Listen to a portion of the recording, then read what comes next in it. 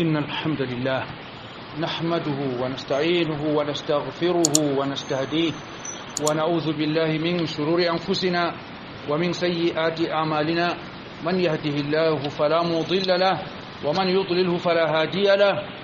وأشهد أن لا إله إلا الله وحده لا شريك له وأشهد أن محمدا عبده ورسوله اللهم صل وسلم وبارك على نبينا محمد وعلى آله وأصحابه ومن اهتدى بهديه وسار على نهجه إلى يوم الدين أما بعد أيها المسلمون فيقول الله تبارك وتعالى في محكم تنزيله إنما المؤمنون إخوة. أيها المسلمون، هذا الجزء من الآية الكريمة في سورة الحجرات تؤكد على الرابط الديني الذي يجب أن يربط بين كل من شرفه الله بالانتساب إلى هذا الدين العظيم دين الإسلام.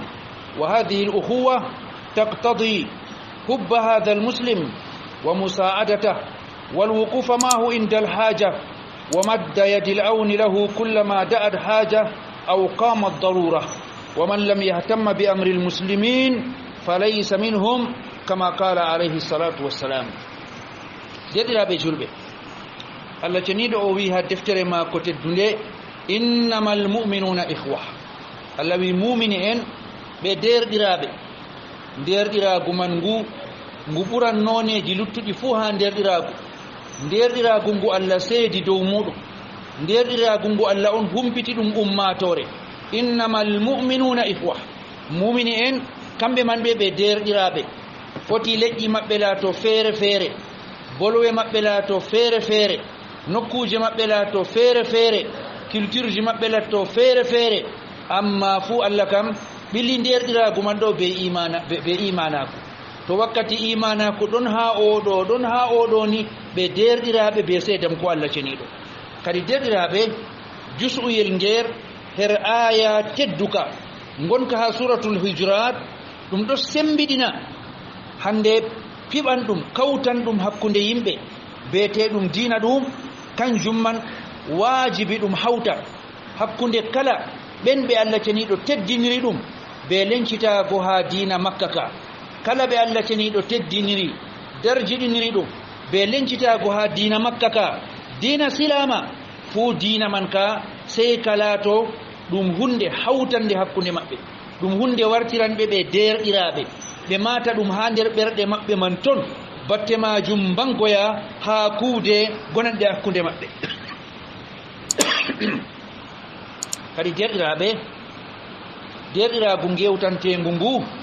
na ɗum derɗiragu ha haala noon, na ɗum derɗiragu ha ɗemgal noon, inama ɗum derɗiragu to ngu gonɗi kam ngu waɗan julɗo man o yiɗa derɗi ko oya beeteɗo julɗo, ɗum waɗan o wallitamo, o fortanomo, o dari do be maako wakkati to haaje waɗi, to kanko man o bukaɗo wuttudu ɗiɗaɓru man bo wawan wallitamo ha buki maako. derɗiragu man to ngu ɗon kam ngu waɗan wuttudu ɗiɗaɓru man ndu dimbo forto, ngam majum foɗinda jungo ballal kala nde haaje waɗi malla bo kala nde larura dari fu. annabijo men alayhi salatu wasalam wi man lam yahdamma bi amri lmuslimin falaysa minhum. on mo suklortako be fi julɓe o wala nder maɓɓe. goɗɗo on mo wala koyali ɗum be saniji julɓe, wala koyalimo no ɓe goni fuu ɓe gona, saniji hoore maako tan cuklimo, saniji julɓe cuklaymo. ko wodi ko o wawata waɗugo o waɗata, ko o wawan fortago o fortatako, oɗon laara ɗum masala kalaranaymo. annabijo wi o wonayi nder maɓɓe, o wonayi nder julɓe man, e nden man kam ta o lima hoore maako ha nder julɓe. kadi derɗiraɓe himmorago be fi julɓe bana tindinɗen ni, sakko ma lattiɓe hesɓe ha silama, julɓe lattiɓe ha silama, hesɓe ha silama kam haaje maɓɓe cembiɗga masin, ha julɓe luttuɓe fuu kollita ɓe na be ɗemgal, kollita ɓe be kuuɗe muɗum, kamɓe man ɓe derɗiɓe en, kamɓe man ɓe canjaniɓe kala derɗiɓe ɓe accuno fuu, ɓe leñol hawtunoɓe be mum, ɓe diina gotka ka ɓe eggi ha muɗum hawtunoɓe be mum, ɗum kam fuu ɓe cakkini ɗum, ɓe kuuciti ha derɗiraɓe hesɓe, kamɓe man ɓen wiyete julɓe ɓe ngari ɓe hoɗɓe ha nder diina muɗum. ɓe ɗon ndena julɓe man kolla ɓe derɗiragu na be haala feere mum, innama kolla ɓe nderɗiragu be kuugal e ɗum man ɗum derɗiraɓe kanjum man wiyete fi annabijo alayhi salatu wassalam al adamako sakko ma ha huudugo be derɗiraɓe rakkiɓe hesɓe non man bo wiyete al ada sahabo en mako kanko annabijo alayhi salatu wassalam suklorago be fi julɓe sakkotto julɓe man ɓe laatake ɓe bukaɓe sakkotto julɓe man ɓe laatake ɓe hesɓe ha silama imam muslim allah ceniɗo hinnomo o wurtini ha deftere mako sahinde be sanadu mako ha jabir ibnu abdillah allah ceniɗo yerdo ɗum jabir o wi min laatake caka ñalawma e nden zura dunake min laatake min ɗon heres annabijo sallllahu alayhi wa sallam ɗon ni yimɓe goo ɓe garoy ɓe tembuɓe bimana ɓe ngalaɓe holɓe giiɗoɓe fuu andi ɓe bukaɓe ko ɓe ɓorno mustabinnima ngam man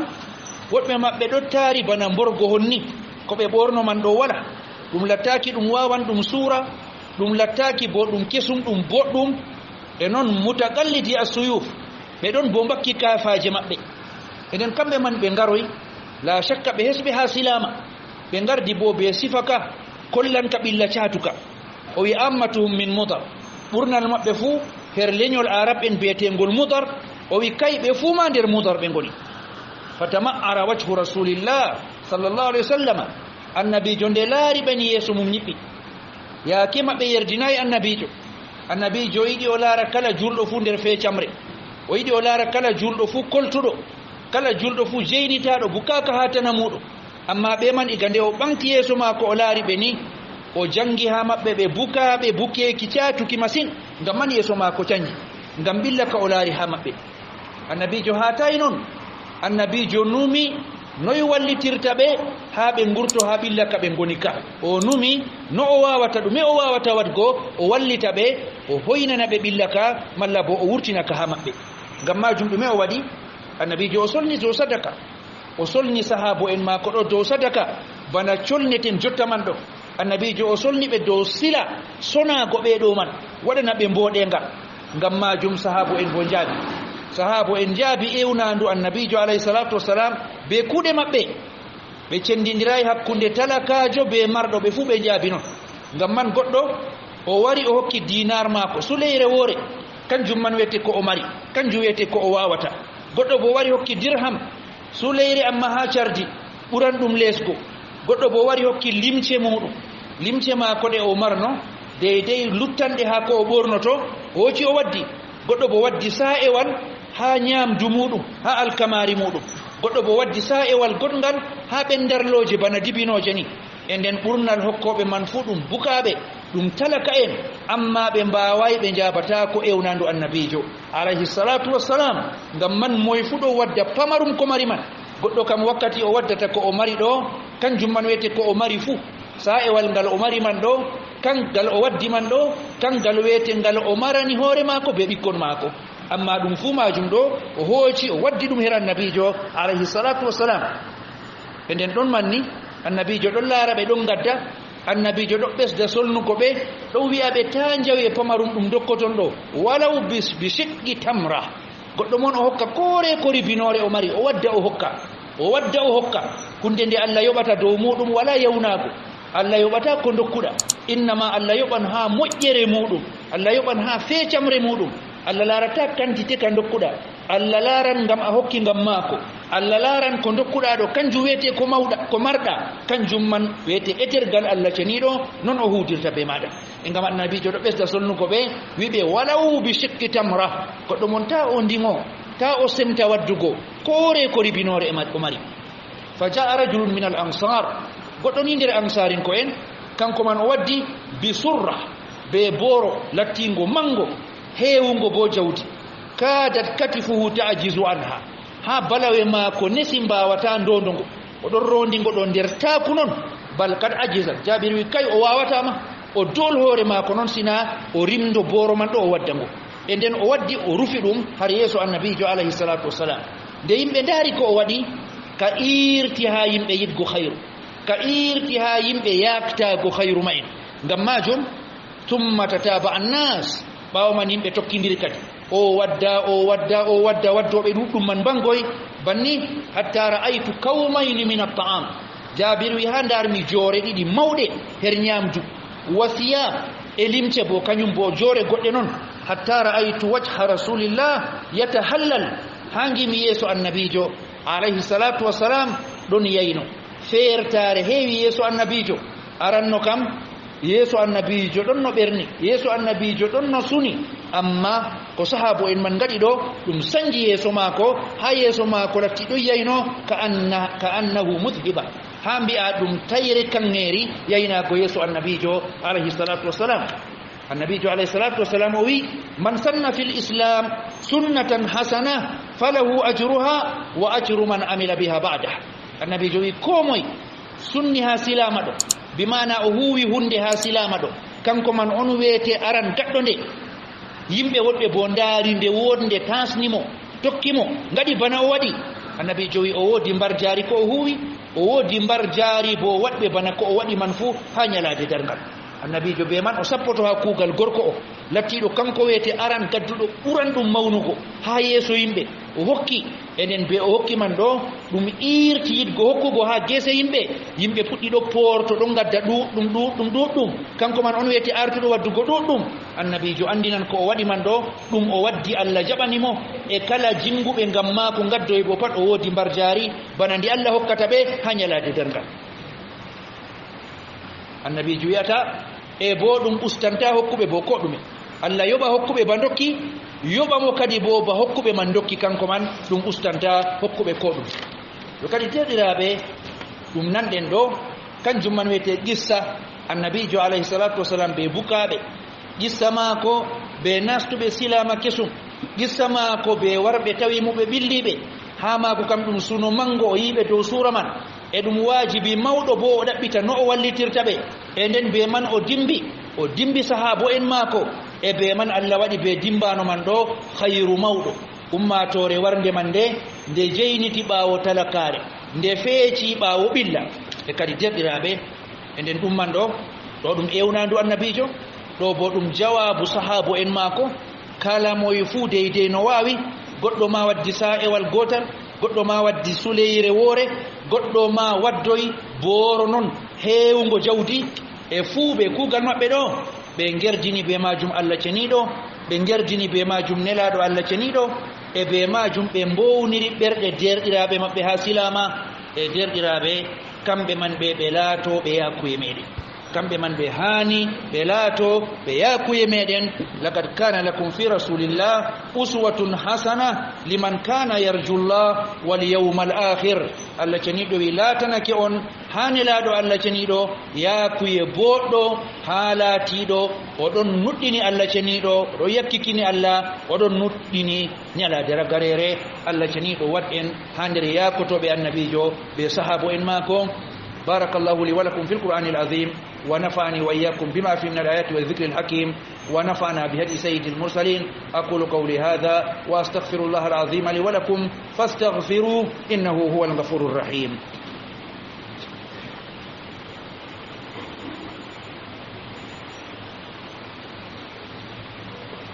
الحمد لله رب العالمين والصلاة والسلام على أشرف الأنبياء وسيد المرسلين سيدنا ونبينا محمد وعلى آله وأصحابه أجمعين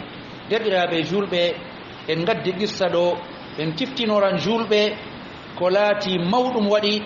e ɗo waɗa bo foroy kanjum man wiyete nastugo ummatoje ɗuɗɗe ha silama ko nandata be amul wufud kitale jam'aje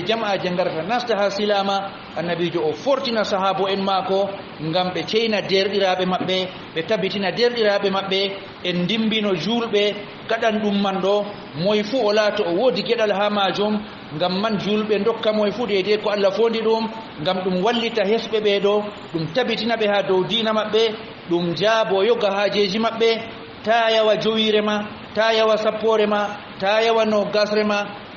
ma ɗo fotinde laato ɗum birikre ha julurde maya birikre man ɗo ɗum windane ɗum sadaka doggo ha borowol ma boro ma ɗiɗi boro tati ɗo foti ɗum latto ɗum tolwol ha julurde nde silmuɓe ɗum latane ɗum sadaka lattika doggo ha foti ɗum laato ɗum daago ɓe ɗon dari dow maago ndewa Allah ceniɗo ta yawa lumce ɗe dokkata yama goɗɗo man o ɓornode o darodo be maaje ha yeeso Allah ceniɗo ɗum laatane ɗum darja gotka an wiyete cuurɗo mo annabijo alayhi salatu wasallam wi man satara musliman satarahu llah fi dunya wal akhira on cuurɗo julɗo Allah suranmo ha dunya be ha al akhira sakko ma to a suuri julɗo be anniya da'awa be anniya tabitingo mo ha silama be anniya ewnorago woɗɓe bo ha silama ngam man derɗiraɓe ɗo ɗum occasion ɗo ɗum fursa en jaawo en ballito moye fuu deydey no Allah ceniɗo fondi e ngam man miɗo hesɗitina ewnandu ha ummatore julɓe derɗiraɓe julɓe masala ɗiɗaɓa her asawere salinde ɗo malla her asawe salinde ɗo derɗiraɓe ummatore men waporama be masibo mawɗo ummatore meɗen lesdi meɗen e sakko ma moɓre meɗen wonde ha marwa ɓe gaporama be masibo mawɗo masibo man nga derɗiraɓe kanjum man wiyete hattitago ewnortoɗo her lawol Allah ceniɗo mawɗo e modibbojo bo lattiɗo tedduɗo beeteɗo docteur Moussa Jidda en coyimo ha asawere salinde nde wala muqaddimat wala taskitingo wala ɗume kongol Allah ceniɗo wi iza jaa ajaluhum fala yastakhiruna sa'atan wala yastaqdimun to ajal mabɓe wari ɓe muñantaki ko wakkatiyel pamare e goɗɗo mayata bo ko arti ɓe wakkati mum ko wakkatiyel pamare to ajal waɗi wala ƴamgo ɗume mbarimo wala ƴamgo o ñawɗo nona wala ƴamgo na kaye fini o waɗiri banni wiyete kongol Allah ceniɗo maygo ɗo ɗum ajal maygo ɗo ɗum ajal mbindanga to nga wari ɗo nga wala haaje sababu ko nga yewa kanga man ni nga he'an e ɓe sifa man ka docteur jo o mayri ɗum laatano en bo ɗum waasu en ɗo kolo ngendam ɗo ɓurano ɗum woni en ɗon kolo ngendam ɗo ɓurano woni en ɗon de'itana ɗam ɓurano woni sayɗan ɗo estira en be na enen wiyete mayoɓe na enen wiyete dilloɓe alahira jotta en ɓiɓɓe dunya en kuwano dunya men ha wakkatiyel men ragareyel en kuwanma alahira men tum kanjum sayɗan sofdoto en Allah bo ɓawo wakkati seeɗa fu siftinora en o andina en ko kooliɗen ɗo na ɗum babal hoolago ko de'itanɗen ɗo na ɗum babal de'itango muminijo kam sey o laato foroy o taskitiɗo sey o laato foroy jotta mayimi bo miɗo tammomi kisowo ha yeeso Allah ceniɗo jotta mayimi bo miɗo tammomi yettoto Allah ceniɗo ɗo yerdiyam e nden ɗum man wiyete taskara muminijo foroywa yo kadi derɗiraɓe en coyi oɗo kadi mo coyɗen o Allah ceniɗo hawtanimo hakkunde margo andal be margo huluk gikku kanjum man wiyete wawugo huudugo be ɓiɓɓe adama fuu muɗum Allah teddinirimo bo be ewnorago her lawol muɗum be hikma be lawol gaɗangol ewnandu man ndu yetto be sifa gaɗan ka ɗuɗɓe jaɓan ɗum be wasu lattingu mboɗngu e noon man bo Allah hokkimo bo elango yiɗgo jamɓugo kalimawol ummatore hawtugo kalimawol ummatore ɗum haaje manga nder haajeji ummatore ɗum sungulla annabijo alayhi salatu wassalam hawta kalimawol ummatore ngol dow gonga ɗum wanga ɗum ummatore woore annabijo alayhi salatu wassalam hatta nafiki en lattiɓe naɓe mumini en ha haqiqa ko kamɓe kuudal annabijo ɓe julɓe senditayɓe ɗo huuda ɓe maɓɓe ɓe julɓe noon annabijo alayhi salatu wassalam nde o ƴama ko ni o mbarata nafiki en man alhaali bo ɓe heferɓe ɓe ɗon caka julɓe bonondaji maɓɓe bo jur ko ɓe bonnata jur annabijo wi o waɗata ɗum ngam ta ɓe mbi'a muhammad sallllahu alayhi wa sallama oɗon mbara sahabo en maako nden annabijo o yiɗi julɓe ɗum ɓe mbangira be suura gotka ha gite natana julɓe eɓe lutta bo be suura ngota ha caka maɓɓe mo coyɗen o goto nder haɓanɓe ha wasuji maako ha boliɗe maako ɗe o huccitinta ha ummatore o woodi colengol ummatore man nde hawta ha dow gonga derɗiraɓe be soyigo goɗɗo bana oɗo man en coyi goɗɗo lattiɗo mawɗo mo ummatore ɗon haɓɓitanmude mawde masine to Allah foɗino balɗe maako ha wallitirgo ha hawtugo kalimawol ummatore ha huucitingo jeune en ummatore mo coyɗen o booro nder booroji sunna annabijo alayhi salatu wassalam o boro nder boroji hadisji annabijo alayhi salatu wasalam doctora umari ha fannuwol beetengol hadis e non man bo to mobre marwa fu soyi bana mako mbi'en jangirde meɗen lattinde ɓurande nebgo nder jangirle ɗe diina ha meɗen kayre wiyete almahadul islami jangirde man nde soyi potowal mangal masin ndel potoji lattiɗi taɓɓiɗi jangirde majum mo coyɗen o kanko man o exemplaire jo o misalu boɗɗo ha goɗɗo lattiɗo salafinkejo amma lattiɗo mu'tadil lattiɗo caka ha hudugo mako be ɓiɓɓe adama en andi bo hande kam bana mako ni ummatore marata haaji ummatore yiɗi mara goɗɗo lattiɗo gonga nuɗɗinɗo gonga o yiɗi o sankita gonga amma o laato o adilijo o laato o cakajo na o ñaɗɗo o birwinanɗo e na o geebiɗo bo o geɓotoɗo gal wuttudu diina e nden ummatore woodi haaje nonde bana ndeɗo e kadi derɗiraɓe julɓe en ɗon ɗo ko Allah ceniɗo suddamo be yaafuye muɗum be enɗam muɗum peecinga Allah ceniɗo joɗɗinamo her aljannaji muɗum lattiɗi jasɗi peeciɗi Allah ceniɗo wattitana ummatore ko ɓuratamo Allah ceniɗo wattitana ummatore ko ɓuratamo e Allah ceniɗo foɗinda ha ngendam luttuɓe bo fuu sakko ma lattiɓe ɗowanɓe ummatore majum ha lawol hayru mayigo modibbojo ha nder ummatore ɗum ñifgo pittirlawol lattingol jayningol ɗum yela nder gelaji shaytan yo ngam majum en ɗon ɗo ko Allah ceniɗo o warjo en ha masibo kemga en nga e o lutitinana en bo ko ɓurata masibo majum ha hayru e noon bo en ɗon ɗo ko Allah riska fami mako muñal Allah ceniɗo faabo zurriyaji mako Allah ceniɗo faabo ɓiɓɓe mako mawninɓe mawnude lattiɗi boɗɗi هذا وقد أمرنا الله تعالى بأمر بدأ فيه بنفسه فقال عز من قائل إن الله وملائكته يصلون على النبي يا أيها